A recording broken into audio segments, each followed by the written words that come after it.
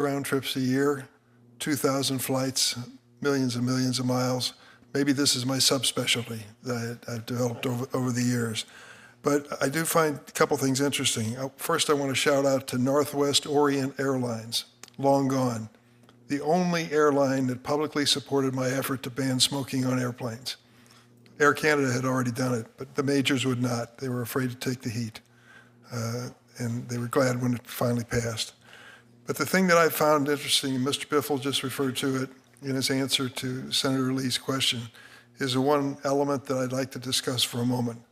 When they got us in our seats with all the safety warnings, and God bless the flight attendants, I love them all, and they got you buckled up, and things have quieted down in the cabin, what do you hear over the microphone? A pitch for a credit card. And then next thing you know, the flight attendants who are focused on safety are walking the aisles trying to pass out brochures. Why? You've said it.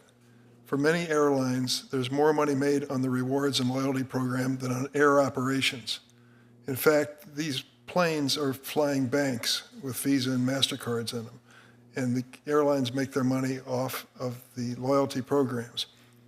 What percentage of airline travelers participate in a loyalty program? Any idea, Mr. Biffle?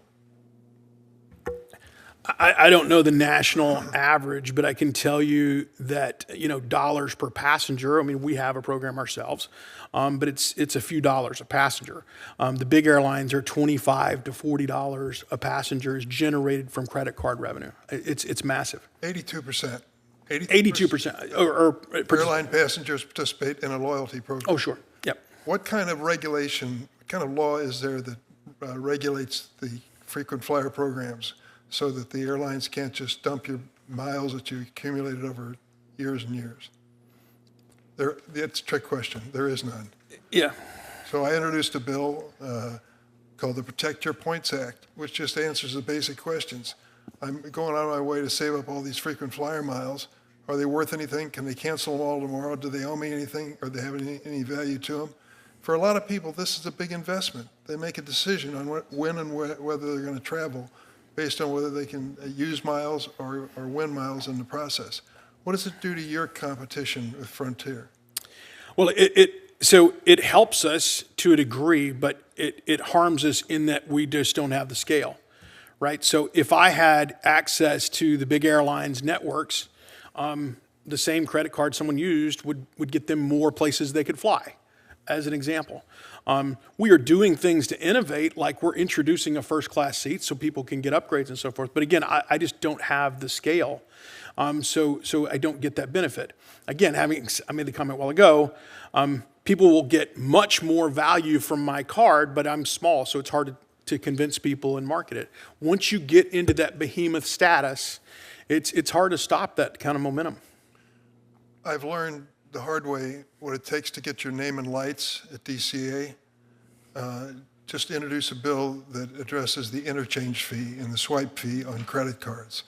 And they'll have a sign that says, "Stop the Durbin Marshall Amendment." Do you have any idea what the interchange fee is that you are collecting or paying? It depends upon the the network, but we pay as little as 200 basis points, as high as 300, depending upon who it is. American Express is one of the highest. Obviously, the major airlines look at my bill with Senator Marshall like the devil hates holy water.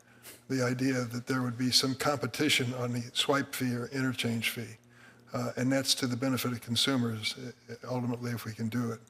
I'd like to ask you as well, when you look back over time, you've been involved with a number of airlines on the safety issue. Can you make any comment on the pilots and the availability of them and the shortages in pilots that we're running into with many airlines? Sure. So fortunately, the pilot shortage that we had a few years ago has now kind of dissipated. It could come back at some point.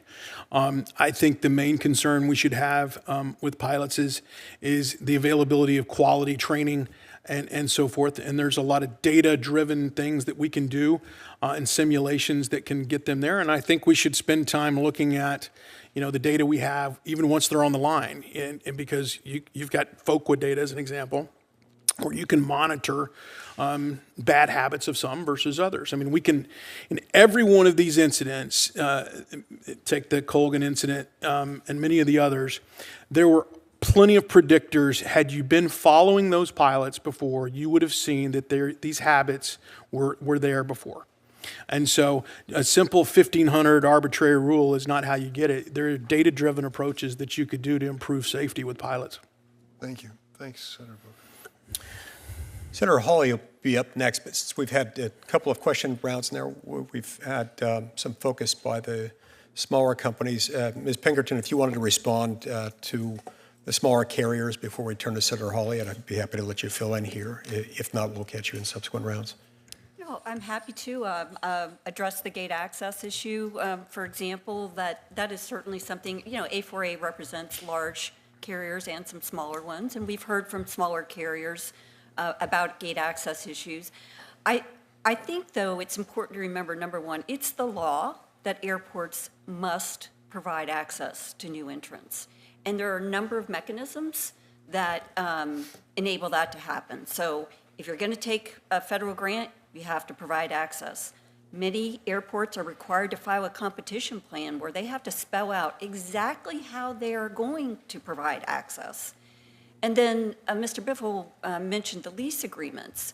Lease agreements are another tool that airports have to ensure that new entrants have access. In fact, there are already use requirements so that carriers cannot sit on gates that aren't utilized. If they do that, the airport is well within their rights to take that gate back. I think what's important here is that the FAA should be providing oversight to airports to make sure that they're enforcing the law that exists. And then if the FAA isn't providing that oversight to airports, I would say Congress needs to provide some oversight to FAA. Okay. Senator Hawley.